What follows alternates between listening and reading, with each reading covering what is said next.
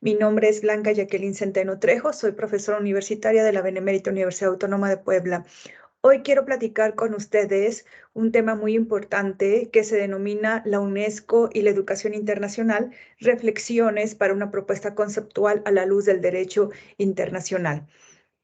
El objetivo de esta ponencia consiste en analizar las expresiones educación internacional y la educación para la comprensión internacional a la luz del derecho internacional a partir del ser, es decir, del qué es, y luego de su función o finalidad, el para qué.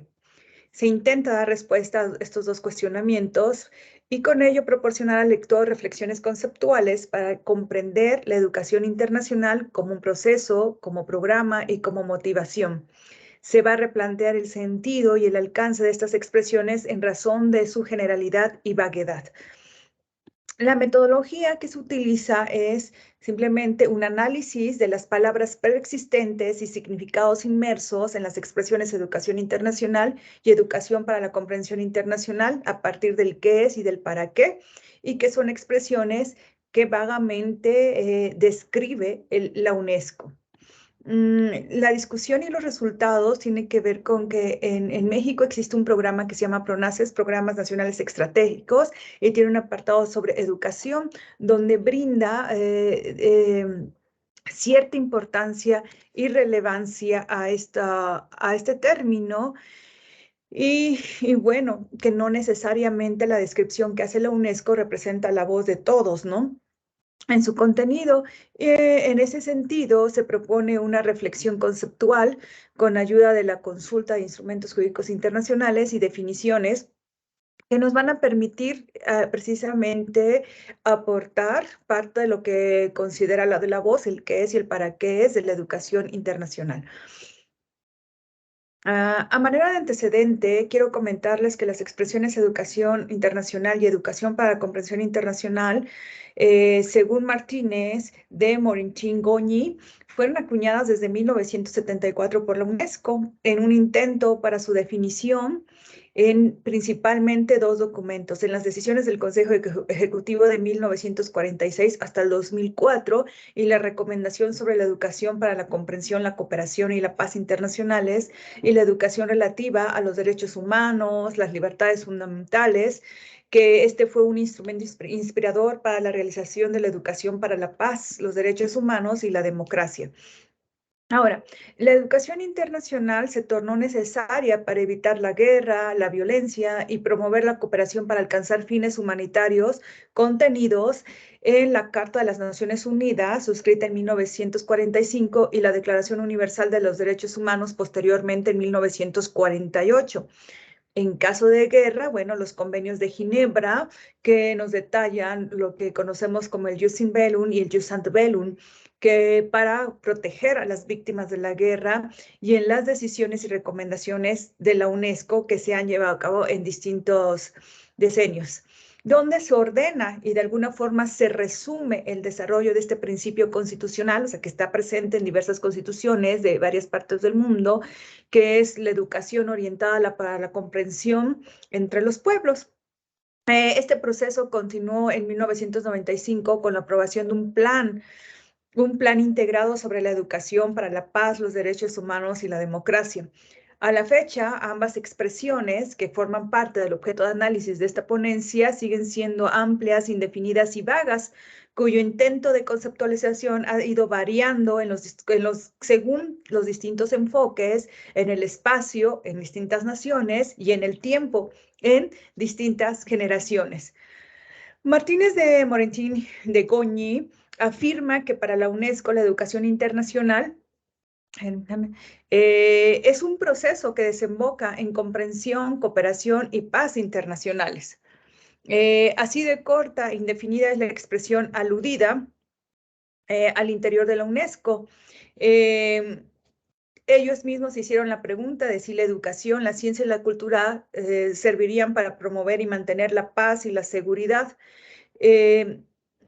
La respuesta no es una respuesta tan fácil de poder proporcionar en ningún espacio y en ninguna época determinada.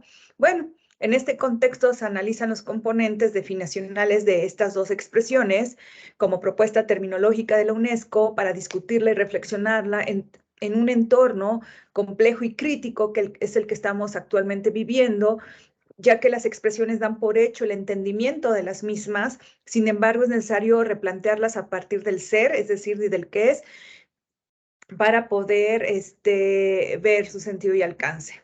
Bueno, las expresiones juegan un papel muy importante em, en nuestra época, dada la guerra, la hambruna, las movilizaciones humanas forzadas, la pandemia, etc. Y hay que ver a la educación más allá de un espacio tradicional de enseñanza.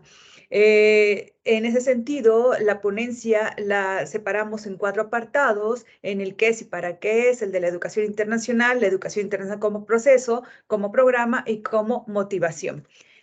En la primera parte, como proceso, más bien dicho, tenemos que comprender que hay dos formas en que la educación internacional es vista por la UNESCO. Este proceso que desemboca en comprensión, cooperación y paz internacionales, pero que para lograr estas tres finalidades es necesario conjugar 3 perspectivas de derechos humanos en el cual hay que sumergirse en su significado, las libertades fundamentales, ejercitando sus posibilidades y exigencias, y el sistema de Naciones Unidas, conociendo la forma de su funcionamiento y los componentes en el logro de la paz. Estas 3 elementos, conjugándolas según la UNESCO, podría ayudarnos a la comprensión, la cooperación y la paz internacionales.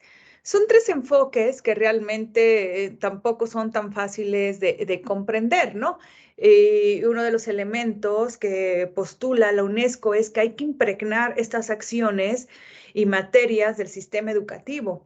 Pero no visto como una asignatura que tenga que estar en un programa un programa educativo, más bien que pudiera ser el eje transversal de los sistemas educativos para alcanzar estos 3 elementos. Entonces, a la educación internacional se ve como proceso que desemboca en estos 3 elementos: comprensión, cooperación y paz internacionales, con la ayuda de la combinación de los derechos humanos, las libertades fundamentales y el sistema de Naciones Unidas. También se ve como un proceso, como motivación.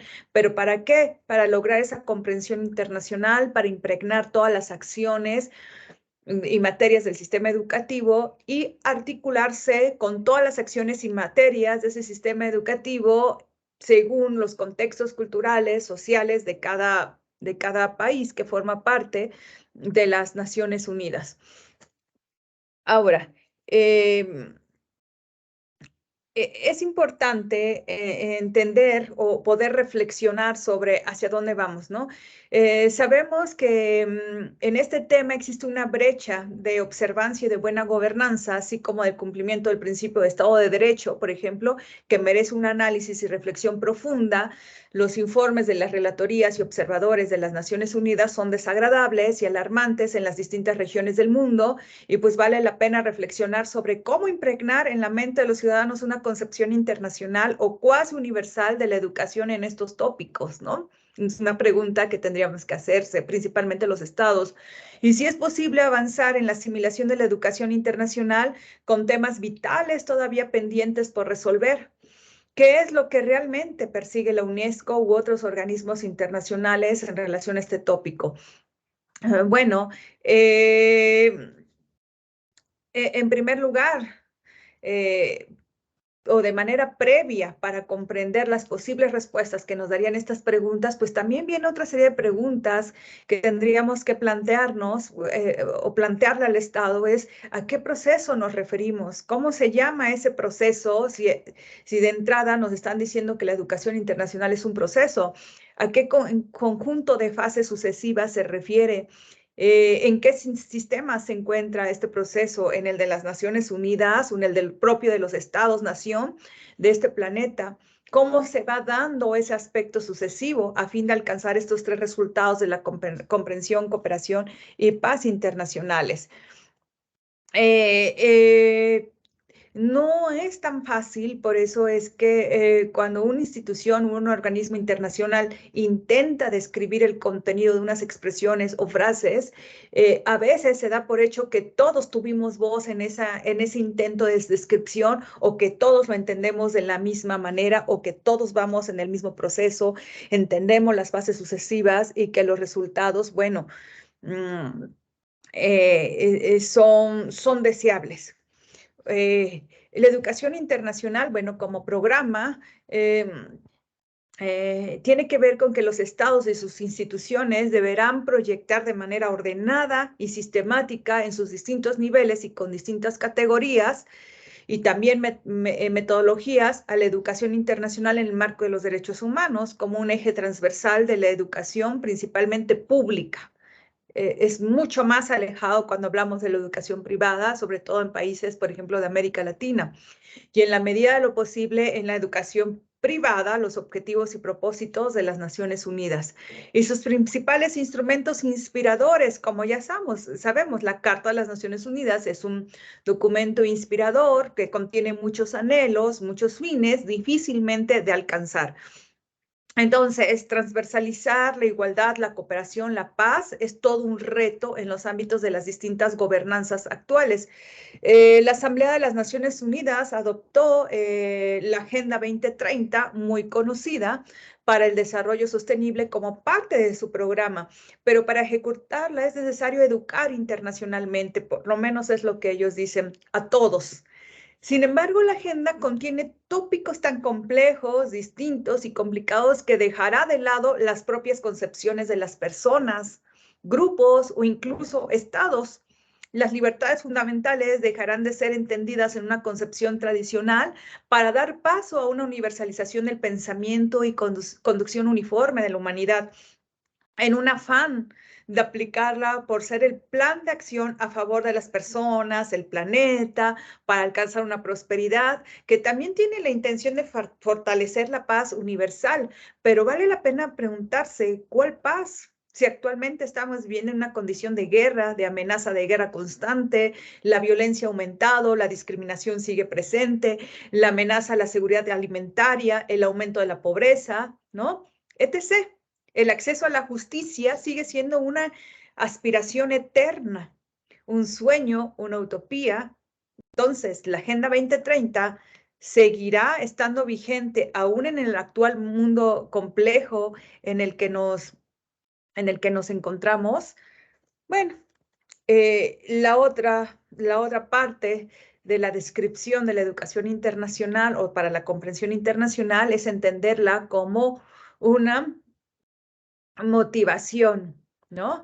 La motivación nos dirigen, bueno, motivación viene del verbo motivar y está a su vez dar causa o motivo para algo, dar o explicar la razón o motivo que se ha tenido para hacer algo e incluso influir en el ánimo de alguien. Entonces, valdría también la pena preguntarnos quién tiene los motivos, razones, explicaciones para lograr una meta en el entorno internacional, cuál sería la meta, cuál serán posiblemente, como se ha dicho, las metas que tiene implícitas la Agenda 2030 para influir en el ánimo de alguien. Y aquí surgen otras preguntas como influir en quién o en quiénes, evidentemente en los estados y los estados a su vez en las personas, ¿no? Y es decir, lograr que alguien proceda, actúe de determinada manera o forma. ¿Cuál es la manera o la forma en la que se pretende que todos actuemos, ¿no? La educación internacional deberá, según las Naciones Unidas y la UNESCO, ser ese motivo, la inspiración de los individuos, de los organismos internacionales, locales, del propio Estado-nación, que lleva el cumplimiento de los objetivos globales. ¿Cuáles? ¿De quiénes? ¿No? Son preguntas también complejas, amplias. ¿La educación internacional transita hacia ideales distintos o se mantienen los mismos a los que la crearon posiblemente desde su origen? ¿No? ¿Cuál origen? Partimos de la posguerra, ¿no?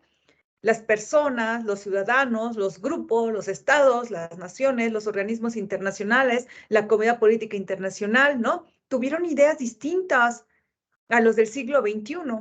la facultad, la capacidad, la perspicacia para actuar de manera conjunta, que es lo que llamaríamos la cooperación, pero y favorable, ¿no? En una actitud comprensiva, tolerante, que tiene que estar rodeado por un contexto histórico-político, deseosos de alcanzar la paz, el desarrollo, el progreso. Ese era el boom de los anhelos, porque hasta la fecha no están presentes, al contrario, se han ido acentuando la parte negativa de esas aspiraciones y bueno, nos conduce a un cúmulo de preguntas que nos inducen a la reflexión, ¿no? Es que entender que la educación y la educación para la comprensión internacional plantea un conjunto de fases, etapas sucesivas o actividades planificadas como parte del proceso. Bueno, es posible que el nombre del proceso aluda a los procesos de aprendizaje o de aprendizaje-enseñanza de cada país, de cada estado, que ha ido variando de generación en generación en el espacio-tiempo, preguntarnos si estos términos son atemporales, si son extraterritoriales. Bueno, y a 48 años de desarrollo de estas dos expresiones, sigue en la mesa de discusión. ¿Qué tanto hemos avanzado? Eh, Habría o sería parte de objeto de otro estudio más profundo. Por el momento lo dejo aquí, que es una ponencia bastante, o por lo menos así fue el objetivo, reflexiva, para poner en la mesa de la discusión el replanteamiento de estos conceptos en los que actualmente ya no tienen cabida. Muchas gracias.